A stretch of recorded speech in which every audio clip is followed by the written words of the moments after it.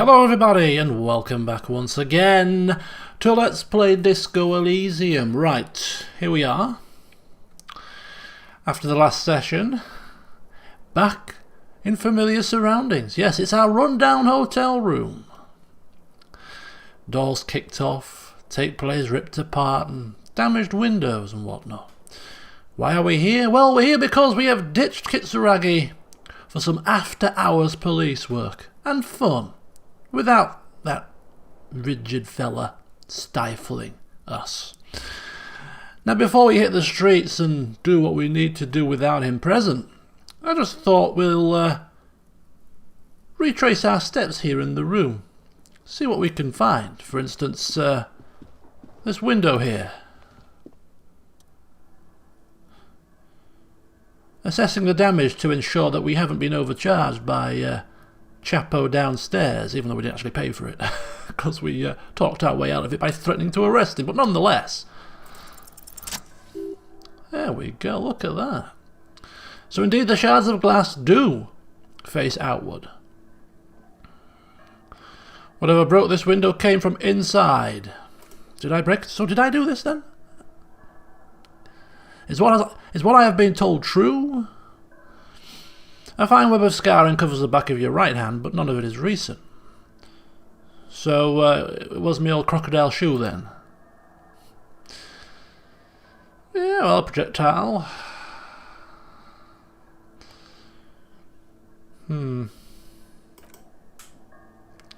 Damage is too large for a bullet, too small for a piece of furniture. Something heavy and larger than your fist. Like a shoe, for instance. The shoe you found out on the balcony fits the hole almost as well as your foot. Congratulations, you smashed the window with your own shoe. Well, yeah, maybe it wasn't me after all. You know, yeah, I'm in denial about this whole sordid affair. You mean someone else who took your shoe off and smashed the window with it? Yeah, well, obviously I must have had a good reason there. Maybe somebody was outside peering in. Perhaps that Kuno kid. And maybe, just maybe, you succeeded. We'll never know. Or maybe you were trying to smash your own reflection in the window pane. Pipe down, Inland Empire. Pipe down. Right, there's a couple more things in here that we might want to examine. For instance, this here mirror. Get another good, long, hard look at ourselves, because, well, apparently we're not called Raphael Ambrosius Costo, according to the rather obese fella in the chair, whose name escapes me. Everard, that's the fella.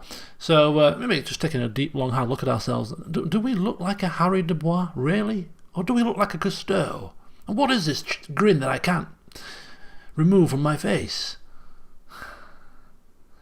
Let's have a look at the source of the expression, perhaps. Oof, failure. Okay.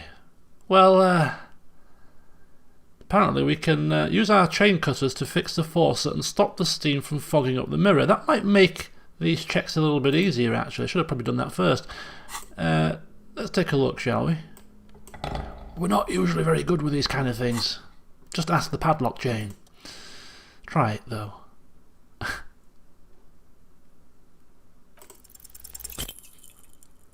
Now, the chain cutters slip out of your hands as you attempt to twist the faucet into place. Well, you know one thing for sure. You've probably never been a plumber. No, and we should probably have put on our yellow gloves because they give us +1 to interfacing, but oh well, we would still have failed, no doubt, because this man is absolutely useless with chain cutters. Damn and blastation. Okay, well, you know what? Who gives a flying crap about faucets and mirrors and broken glass? Who gives a flying monkeys? What we're going to do, my friends, is we're going to live life to the full. We're going to sit down on some Gorseys brew, brewed for us downstairs by that foreign fella in the kitchen.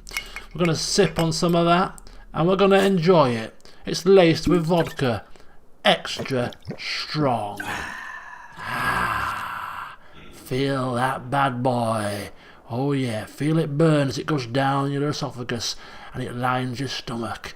A warmth resonating within. Oh, it feels so gloriously good. Right, put the lid back on the flask, and let's get to stepping, because now, we're itching for some action. Right, so there's 3 things that I want to achieve in today's session. So the session might not be very long, and that is done on purpose because I've got a sore throat again for the second time in a space of 4 weeks. I seem to be coming down with another cold, which is absolutely glorious. So all the reading and talking is not going to do it any good. But the 3 things that I'm talking about are, whilst we're here, we're going to speak with that woman who Kitsuragi was so hell-bent on stopping us from speaking to, if we can remember where she is. And I'd said that we're going to stop running everywhere, but you know what? Well, we can't really wait for Cousteau to amble around the place at his leisure. So, indeed, we'll run. And here she is, still stuck there in a daze.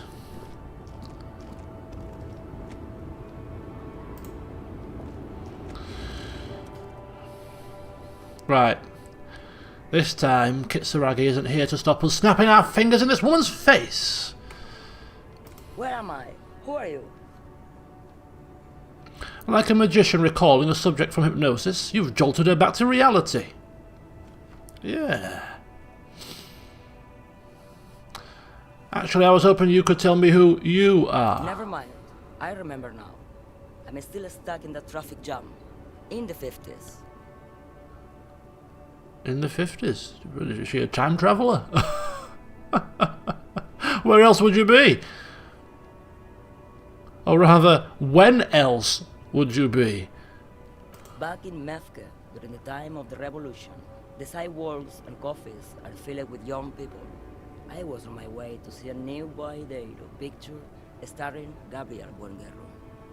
Until you come along, that is. Okay, so she was deep in a daydream. A very long daydream.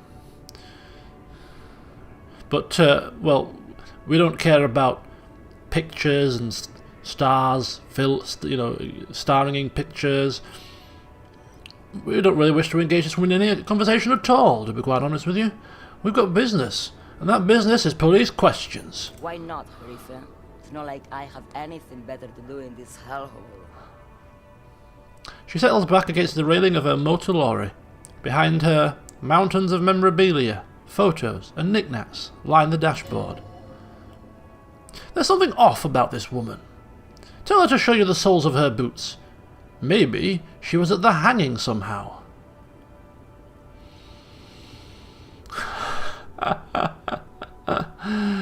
Well, before we ask her to see her boots, I mean, it's a bit abrupt. Mind you, we are an abrupt person, I suppose. But what are you hauling? Diamonds. Really? Of course not, she says, grinning. But wouldn't it be marvellous if I was? Yeah, it would be flipping marvellous. My pocket of you. But what are you really hauling? She shrugs. Whatever stupid things they put in the lorry, I imagine. So you don't know what you're hauling in your own lorry? I quit concerning myself with that a long time ago. She smiles a careless smile. Besides, I don't drive the lorry for cargo, if you know what I mean. She says that as if something narcotic is the real reason.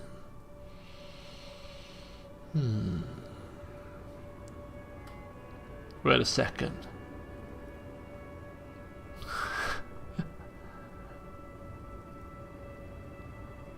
You get high off driving a lorry? Oh, it is so much more than high where I go, Zerif. It's low. I go to the bottom. She closes her eyes in reverie. Yeah, it's definitely some kick. Some terrible kick in the dark. A sleep kick. Perhaps you can find out later. Right, well, yeah, okay. Fine. Show me the soles of your boots. As if by random... Should that what? Now what do you want with an old woman's boots? Police business, ma'am. Now please, I won't ask you again. Show me the soles of your boots. She raises her boot slowly, with contempt, and says, I'm starting to think you should let me get back to Gabrielle Bunguero. You're no Gabrielle.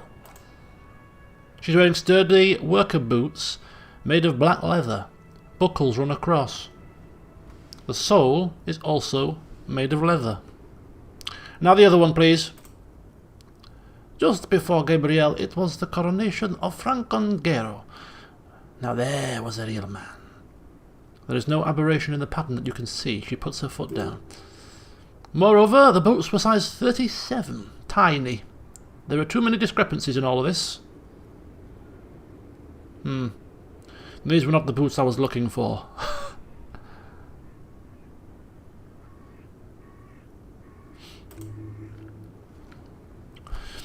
The feet of a little girl. She smiles. They fit well on the pedals. Let me. Also, this will be about the information that we need from that lady. Is it Joyce? From Joyce. Seeing as that we couldn't speak with this lady in front of Kitsuragi, although we might be able to now that we've woken her from her trance, we won't take the risk and we'll question her about this now, asking her, whilst leaning in close, if she knows a thing or two about drugs. What do I need drugs for, lawman? What I see, what I feel, the great adversary. No drugs can compare. Excuse me, the what? The adversary? Yes, there is a protagonista. She gestures to the intersection. And an adversario. I am on the side of the adversary. There's no coming back from that hall.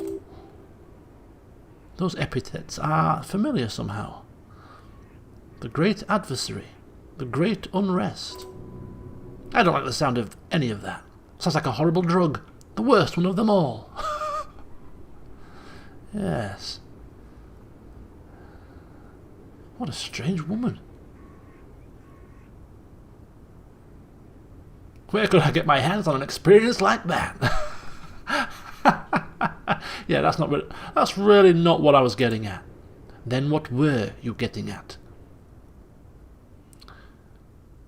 I wanted to ask if you'd be interested in smuggling some drugs. We've already asked that, you see, so... Okay, let's just be direct. And why would I want to do that? The thrill of the criminal lifestyle?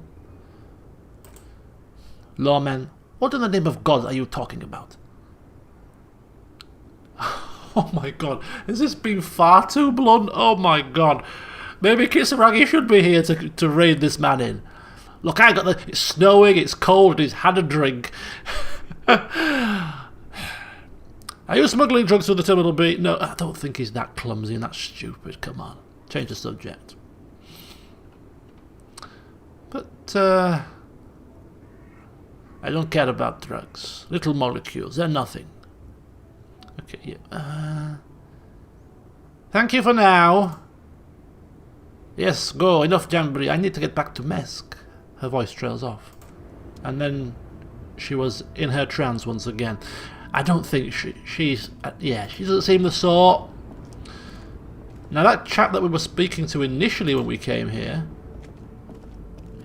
he could be, but he's not here now. Maybe he's sleeping in his cab, right. The snow is coming down now, isn't it?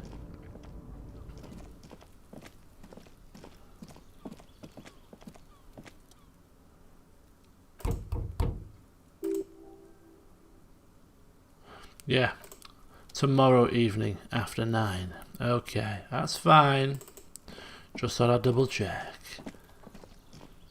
We're impatient, you see. Why wait till tomorrow if today could have done? Okay, so the final thing then of today's session is to go back down into the cellar of the bookstore to remove some boots from a dead body. So there's a couple of things that I want to do in here in addition to the body. First of all, I want to go try that iron curtain again, now that the time has advanced a touch more. I'm thinking that individual might be only present at a certain period of the day, and what better time than night time. Also,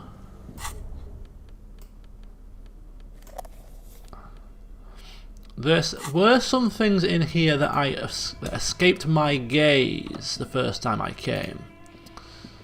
I'd been down here, I'd been here, but I hadn't gone on and looked at any of this stuff. I noticed when I was editing the video. Yeah, there's something here, and there's this. A collapsed wall that's inaccessible. And this is the central furnace. A thick layer of coal dust covers the furnace, colouring it pitch black. Looks like the furnace has a face, and it's a face of agony. Smear your hands with coal. No thanks. Kick it with your foot. Yeah, give it a kick to start with. Anybody home? Oh!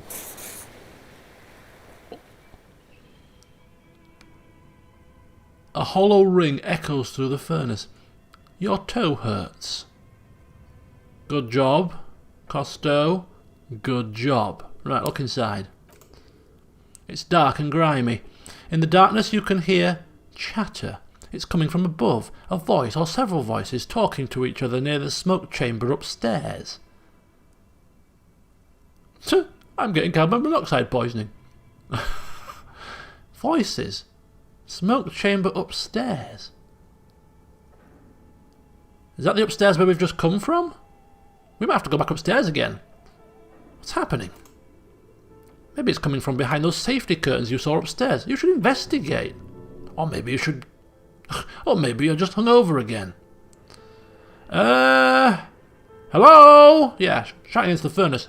Who's there? Oi! My God, don't give me a fright. Something breaks loose in you. A mighty bellow echoes throughout the chimney's depth. The chatter of tiny voices above suddenly cease. Then... you hear a woman's voice answer. You've awakened the entity.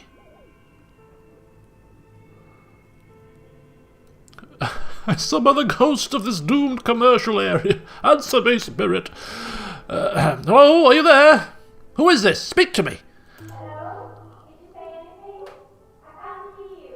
Please come upstairs. There is a safety curtain on the second floor. I'll open it. Oh yeah, bingo bango, we're in. You hear a low rumble upstairs, the sound of a curtain being pulled aside. Nicely done, Costo, nicely done. Right, okay. Now for the grim task. Thankfully you can't see the body in there. Try to remove the dead man's boots again. Oh boy. The body is reluctant to let go of the boots, as though they were its last bit of dignity. You're going to need to summon all your strength for this undertaking. Whatever you're planning to do, you need to do it before you catch pneumonia in the cold draft coming from deep inside the fridge. Pull on the left boot. Feels like the leg is going to come off along with the boot, but you're able to get the boot to move a centimetre or two. And again. And then the right boot. It's not completely useless. You're able to reveal a little more of the putrid polymer sock beneath the boot. Right, adjust your seating position. It's too heavy to move by yourself. A great mass of dead muscles with hoarfrost covering his milky eyes. Okay, right, try to twist them off one by one. This is the right method. It takes some time, but eventually the boots come off with nasty slices of polymer sock stuck to even bigger pieces of skin and rotting flesh. Oh God, take stock of the damage. Not good. Let's pin this on the bear. The ice bear tore up his legs with its claws. As for the boots, you can't possibly do anything with them until you have cleaned and disinfected them thoroughly. Perception, smell. Yes, these absolutely need to be washed before. The stink is incredible. But nonetheless, we have the boots. And here they are. How flipping marvellous. Right, in the last session we also pulled this note from the fridge, which we didn't interact with. A handwritten note you found from the giant ice bear fridge. It still bears some marks from the fruit-shaped kitchen magnets that were used to secure it to the refrigerator door. Let's have a look at it, shall we? It's written with a blue pencil on a piece of lined office paper. Read the note. Someone has scribbled, S. I can't believe the off-site copy is still here. The illiterate ginger kid keeps stealing stuff from the studio, so I had to hide it somewhere safe. You'll find the filament memory with the off-site copy in a frozen ice cream maker. Please take it home ASAP. It's important. I'd do it myself if I lived in a civilized place with a freezer. Take care, Sullyslaw.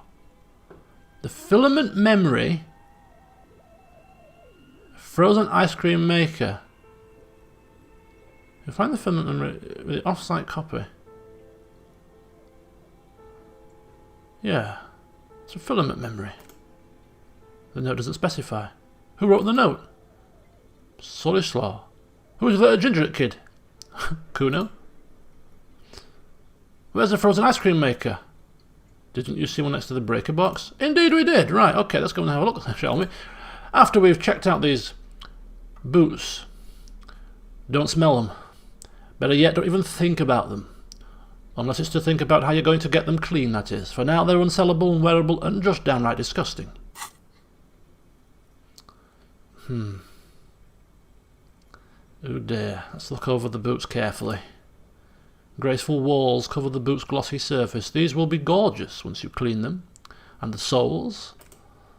Fairweather T500 VE is imprinted under each heel. And inside them? Just pieces of sock and rotting cadaver. Okay, let's put them away. Okay, so some things have changed. We need to wash the boots in a kitchen somewhere. Where is there a kitchen around here, I wonder? I know exactly where a kitchen is. I know exactly where a kitchen is indeed. And in terms of the curse, the doomed commercial area, we found the malignant entity. And also, whilst looking at the situation with the role-playing game and that filament thing, we may have a filament memory soon to be in our possession, apparently. Here. Which might contain the password that we need to give to that woman on the other end of the electro waves. This orange machine is dead still. It has a hand-cranked ice cream churner and an electric freezer. The ice around it slowly melting. Remember we pulled out the plug? Thought there might have been a reason to pull it out. Turn the ice cream crank. Feels oddly satisfying, like stirring your childhood dreams. In the distance you hear water dripping. It's all gone now. You never became a poet or an entrepreneur. What better to assuage the creeping sense of failure than some frozen fat and sugar? Indeed. Right, try to crack open the lid. You slip your fingers under the frozen lid, but the ice is too cold for you to get a good grip. A pry bar would come in handy. Okay. Pry bar, you say? Pry bar equipped. And we all know how Costo is an expert when it comes to using tools. Physical instrument. Pry bar not strong enough. Need a double 6 here. The ice squeaks beneath the pry bar. You think you've got the bar jammed in there pretty well, but the lid simply will not budge. What is this? You see the pry bar's metal handle bending right before your very eyes. That's a good pry bar, but this ice cream maker is frozen shut. Oh dear. It takes an advanced tool to get it open. Some kind of super pry bar? You have no idea where to get one. Sooner or later you will stumble upon a tool mighty enough. Then we will know what's in this mysterious ice cream maker. But until then, all we can do is wonder. It's a crying shame. Who cares anyway? It's all to do with stupid bloody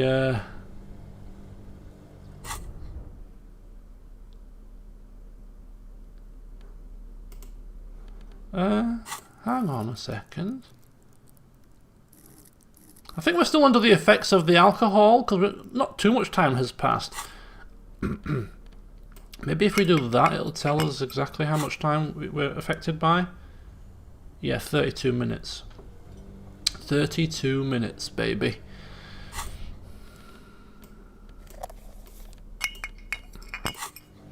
Right. Final task of the session then, before finally going to bed. At this point, nothing else for us to do, is to head upstairs and speak to this strange voice behind the iron curtain. Ah, she's opened up, look at that. Wait a second, maybe she's got something to do with the game as well. Tray full of dice. D20s. Candy dispenser. Thousands more dice. Hello, I'm Nia. A bird-like woman sits on a throne of tools, with emerald light shining through her hair. Huh, how very observant. Did you try knocking on my window? I must have missed you. I've been listening to my Melius. She taps on her headphones. So what kind of die are you looking for? Die? Could this be the malicious entity? Perhaps it's wise to go along with this masquerade for now. She's got a direct view to the backyard. You should interrogate her about the lynching. I didn't knock on your window. Must have me so confused with somebody else. Then how did you get inside? By the south entrance? You know what? It doesn't even matter. What matters is that you're finally here. Let's talk dice. Did you have something specific in mind? Just rewind a second before we start talking about dice, my dear. What do you mean by milieux? Yes, a milieu is like a calling station. You need a two-way radio to access one. That's why I have these. She pats the headphones on the table. Mostly, they just teach you to swear in different languages. But some of the stations can be quite interesting. I was so absorbed, I must have missed you knocking. No. I didn't knock on any windows or any doors. It was me shouting through the furnace, remember? About 10 minutes ago. Anyway, why are you asking me about dice? I'm a novelty dice maker. Tell me the name of your role-playing system and I'll make the die you need. That's why you're here, yes? As she speaks, her bone-like fingers fiddle with the ring. Her bones light, but her hands strong. Role-playing games? You know the ones made by Fortress Accident. Does that count? Well, he doesn't like role-playing games. We've gathered that already from his encounters with the role-playing stuff in the bookstore and his kind of ignorance about them when talking to Kitsuragi back in the other room there.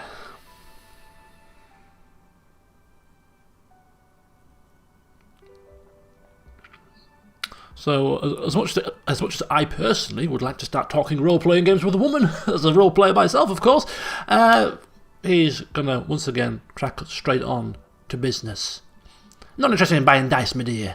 I'm a police officer, and I need to ask some questions. How else can I help you then? I've just said. Questions. You can answer them.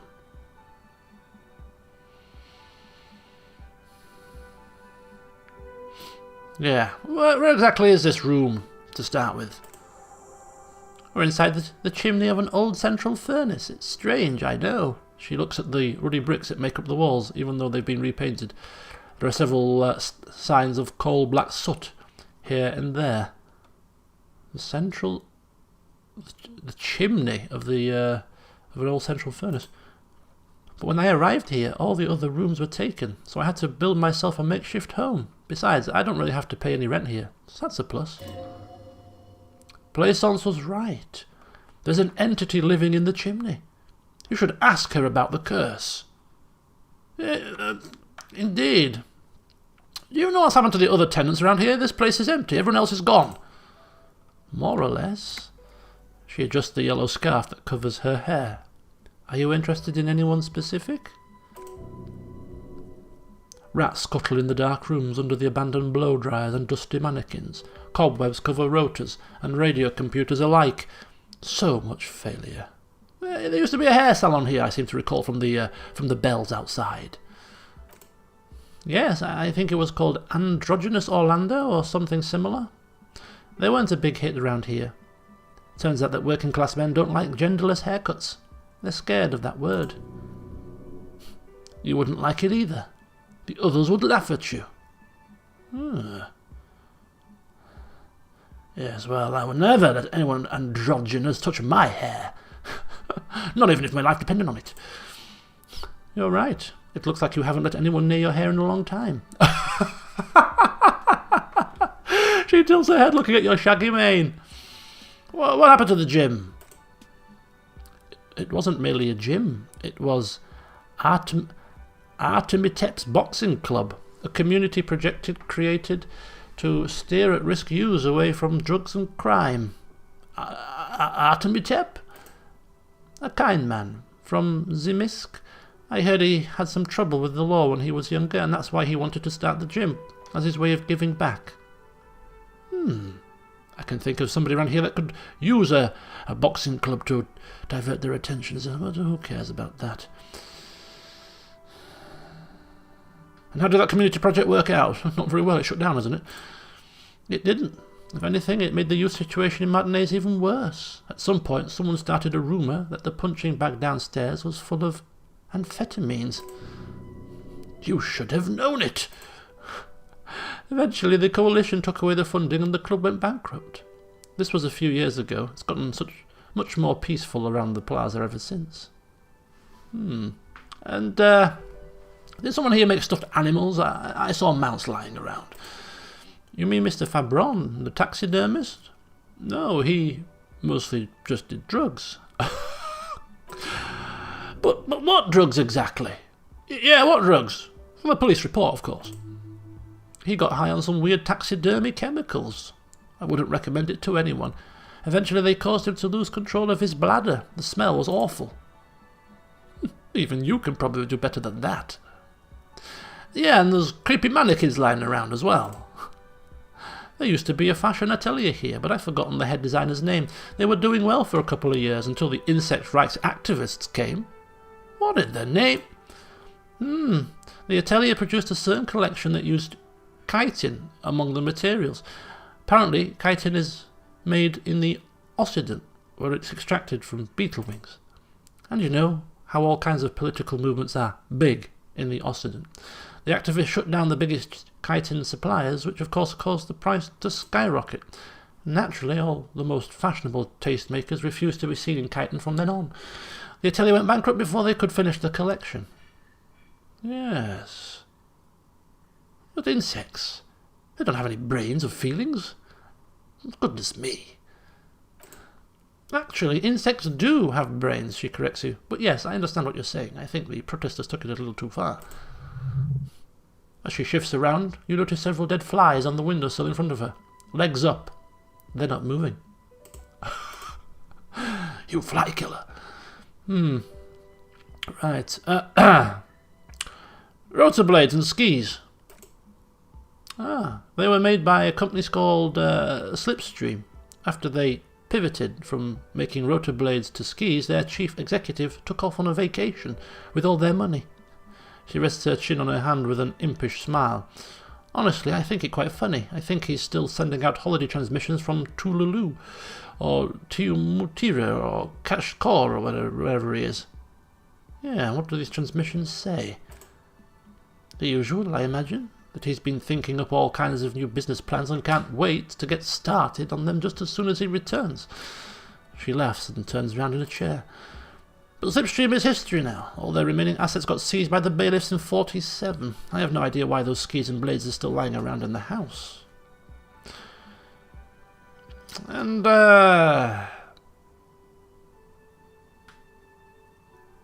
what's up with the broken windows? Oh, this one's a mess, she sighs. There used to be a company that promised to repair windows 24 hours a day. What could go wrong with this one, right? Turns out the business was actually set up as a front for an illicit group that was producing snuff milius. Who would have guessed? And they never cleaned up the debris either. Now it's just littering the hallway, and I have no idea how to get rid of it on my own. Snuff milieu? It's a sub-Rosa radio station that broadcasts real murders, with real victims. Some people pay good money to get off on it. What does she mean to get off on it? What the hell? People do that? People do that, she nods. I believe the ICP got them. They have a special division that deals exclusively with sub-Rosas. In any case, I don't think it's your job to worry about what happens on Milu. I probably shouldn't have even mentioned it. Things like that are better forgotten. And, I found a strange machine. Fortress Accident? The radio game station? She closes her eyes as some remnant of memory lights up her face. They were an interesting bunch. We talked about the role-playing systems every now and then. Once I even saw two of them get into fisticuffs over Wirral. They certainly took their work very seriously, even if they seemed to be chronically liberal with their schedules. What do you mean liberal? What happened?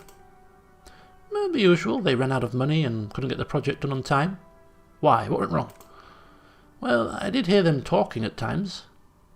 She looks at the hallway as if she can still hear them chit-chat behind her curtains on a cigarette break. They seem to believe they were historical individuals on some grand quest. Well, yeah, gigantic ego trip and all that. That's what I thought, because when the money started to run out, they just began to complain a lot about capitalism. You know how the markets are rigged to keep out new businesses and so on? In the end, they just didn't get it done. They didn't have enough willpower to produce something truly historic and show up to work on time. Showing up to work on time is hard. No, scratch that. Showing up to work at all is difficult, especially if you've been drinking. Yes, well, they should have tried harder, shouldn't they? Quitters. And I don't like quitters. Still, not everyone is going to make it. She tosses a pair of dice on the table. One of them stops near the edge of the metallic desk. That's the nature of the game. The dice is black and filled with little silvery flakes, like snowfall. Anything else? Yeah, the intercom's not working. I don't know why we would raise this, but... Oh, right. She rubs her forehead. Her scarf has left a faint line on her dusky skin. I hope you didn't try to ring me. I think none of those doorbells work, including mine. I'm still in the middle of connecting the wires. I'm sorry about the confusion. Ah, so hers is the name, or the doorbell with the empty name card. Indeed it is. Right. East Delta Pinball on the doorbell. Oh, Slipstream, and so a couple more companies to just rifle through here. East Delta Pinball, yes. Oh, right, yes, it used to be a gaming arcade. This is an ancient failure before my time. I'm not surprised, however. My advice? She raises her finger. Don't base your business on a fad. Hypnotism, floriography, trick-track, especially pinball. And finally, yeah, something strange happened. A very, very strange woman answered when I called the company, Slipstream SCA. She looks like she doesn't really believe you. It can't be true. They don't work here anymore. They've been gone for years. Are you sure it was Slipstream SCA? Was it a woman? Maybe it was Plaisance from the bookstore. No. She said she was from Tricentennial Electrics. Tricentennial Electrics. There's a moment before she recognises the name. It used to be a major electric company 100 years ago. Are you sure it wasn't just some kids playing a prank on you? No, it was something else. It was eerie. Wow, okay, that probably sends a chill up his spine.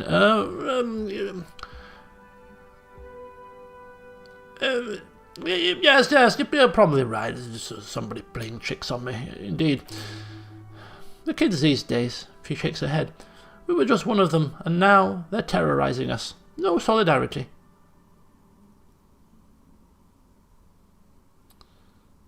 I was wondering about the whirling in rags. Is it part of the same building complex? Sorry about that. I had a work call. You could say so. Both houses were built at the same time and under the East Delta Commerce Centre project. That explains why you can call the whirling from the intercom. Albeit, I doubt that anyone responds. If the whirling is part of the same building, then it's part of the doomed commercial area. The darkness of this place is there too. Aha! That brings us maybe a little bit of a wry smile to old Costello's face. Perhaps old Gart is ready for a economical collapse. Couldn't happen to a nicer guy. Right. Let's ask her if she knows anything about the lynching. Well, about the man involved. No, not really. I didn't know him. Who cares about the dead body? Ask about the curse already. Who cares about why we're here? Yes, it's just... indeed, Inland Empire, indeed. Seriously, you've got a great view of the courtyard and you didn't hear or see anything on Sunday night? I'm sorry, Detective, but as you know, I usually have my headphones on when I'm working. It shuts out most of the daily ruckus behind my window. Daily ruckus? Well, there's always something going on in the Whirling's backyard. She stops to try to come up with an example. During the daytime, there are usually those kids, and lately I've been seeing a lot of drunk workers hanging about. Must be because of the strike. She looks up at the window.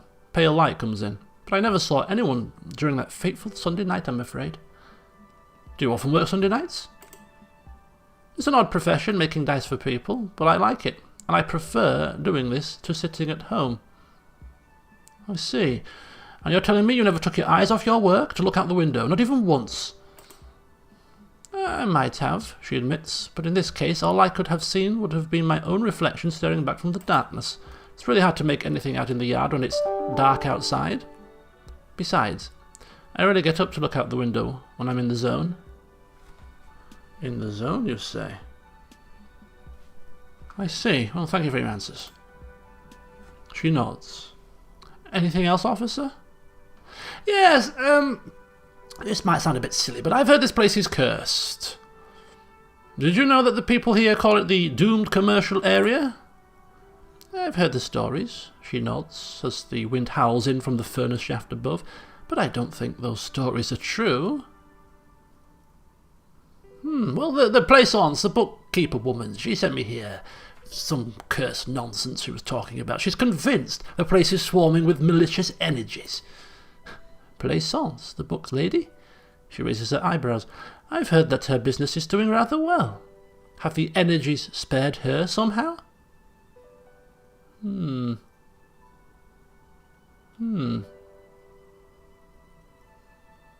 don't know why their bookstore hasn't gone bankrupt yet.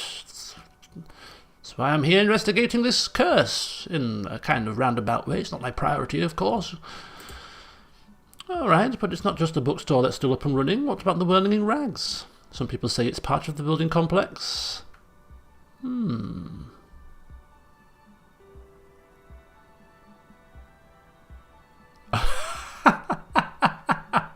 Let's just say between you and me, my dear, the whirling isn't doing as well as it may first appear. Something about waitresses running off and people not paying their bills and putting their shoes through windows, apparently. And then there's me. She sighs, looking at her messy work table. All kinds of tools lie there scattered, from knives to carving flies to wire cutters. I've been here for 14 years selling novelty dice to role-playing enthusiasts. Not exactly a million real business idea, yet somehow I've survived despite the talk of malicious energies. Strange, isn't it? It's because she's in cahoots with the demons! Yes, well... Plaisance seems to believe that you are the source of this downfall, this curse. That you are a malignant entity. No offence. Malignant entity? What does that even mean? The dice maker laughs. Some kind of sorceress? What about you, officer? Do you think I'm the malignant entity?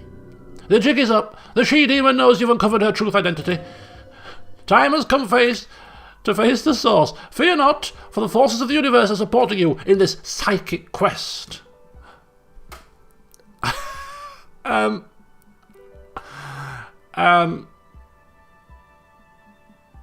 Just pulling a leg now, really. We'd like to wind people up occasionally. I think she might be right. It could be you that's causing this, giving her a strange, mysterious, narrowed eyes look, perhaps with that same goofy smile that was used on the mirror on more than one occasion today now. So I'm the Grand Dragon in the cave. She seems mildly entertained by the suggestion. Might I ask what supports this claim? I yelled in the furnace to summon the ghost of the doomed commercial area, and you were the one that answered. Oh my, she says in mock despair. I've revealed myself. You better call the exorcists. Oh, don't worry about that, my dear. I'm a ghost whisperer myself. This is now the alcohol talking. That extra strong vodka brew.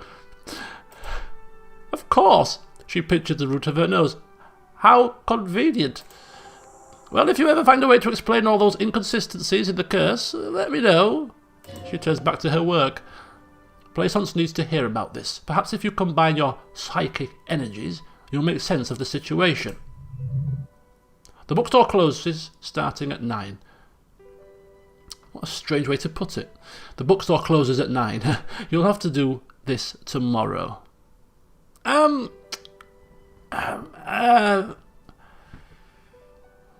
Oh, why hasn't her business failed? Asking our shivers, which is our kind of how we are attuned to the world. Please pass. Yes. A gust of cold air sweeps through the chimney. The stones and minerals on the shelves rattle as though agitated. For a moment it almost feels as though you're outside the building, exposed to the atmosphere.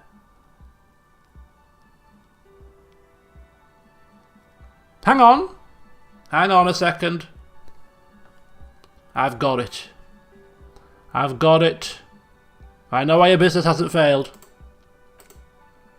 Oh, didn't we talk about this already? She asks as the wind continues to seep in through the cracks in the old chimney. It's because you're not in the same building as the others. This isn't technically the doomed commercial area. What are you talking about, she says, shaking her head. My address is exactly the same. Rudiger's Lane, 10. No! The old coal plant that used to be here was subsumed into the new venture. Its ruins swallowed up, yet it has a different address in the heart of the city. No! This used to be a coal plant. Touching the safety curtain. You're in a chimney of another building. This doesn't make any sense. She looks around in this makeshift nest that she has carved out for herself, bewildered.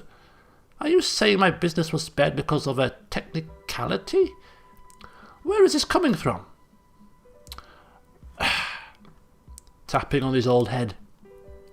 Let's just say I have my own methods.